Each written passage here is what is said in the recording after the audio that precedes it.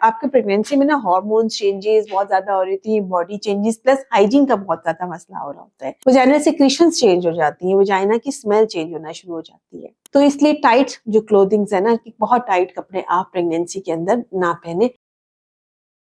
जो बहुत common problem खवातीन को प्रेगनेंसी में होती है वो वजाइना से स्मेल का आना होता है। जो कि आपके प्रेगनेंसी में ना हार्मोन चेंजेस बहुत ज्यादा हो रही थी, बॉडी चेंजेस प्लस हाइजीन का बहुत ज्यादा मसला हो रहा होता है। क्योंकि जो खवातीन होती है वो उस तरह से अपनी जो देखभाल नहीं कर पा रही होती, क्योंकि पेट बहुत ज्यादा बढ़ जाता है, वजाइना सिक्रीशंस चेंज हो जाती है, वजाइना की स्मेल चेंज होना शुरू हो जाती है।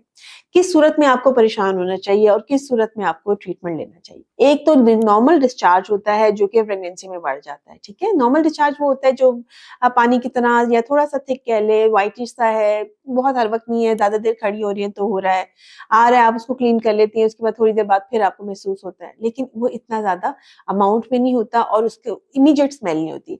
हाँ, अगर वो थोड़ी देर पड़ा रहेगा, किसी सरफेस पे लगा रहेगा, जैसे आपके ट्राउजर वगैरह के ऊपर, तो वो स्मेल देने लग जाता है। ये बिल्कुल नॉर्मल डिस्चार्ज होता है कि अगर आपकी जो अंडरगारमेंट्स है उसके ऊपर डिस्चार्ज थोड़ी देर रह गया, वो रंग भी चेंज कर लेता है, वो भी नॉर्मल डिस्चार्ज होता है। थोड़ी देर बाद यानी 3-4 घंटे में रंग भी चेंज करता है और उसमें स्मेल भी आना शुरू हो जाती है।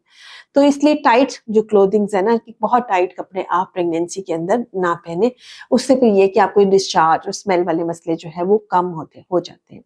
इसके अलावा बहुत ज्यादा साबुन का इस्तेमाल, एंटीसेप्टिक्स का इस्तेमाल, ये भी जो इन्फेक्शंस को प्रमोट करता है, क्योंकि वजाइना को ये नॉर्मल जो बैक्टीरियाज है उनको अफेक्ट करके फंगस की ग्रोथ करता है, जिसकी वजह से खारिश और जो है ना कर्ड लाइक दही की तरह का डिस्चार्ज जो है ना वो स्टार्ट हो जाता है। इसको फंगल इन्फेक्शंस कह रहे होते हैं। ठीक हो गया। अब जो जो इन्फेक्शन बहुत हम खतरनाक भी समझते हैं, हम सोचते हैं उसको फौरन ट्रीट करना चाहिए।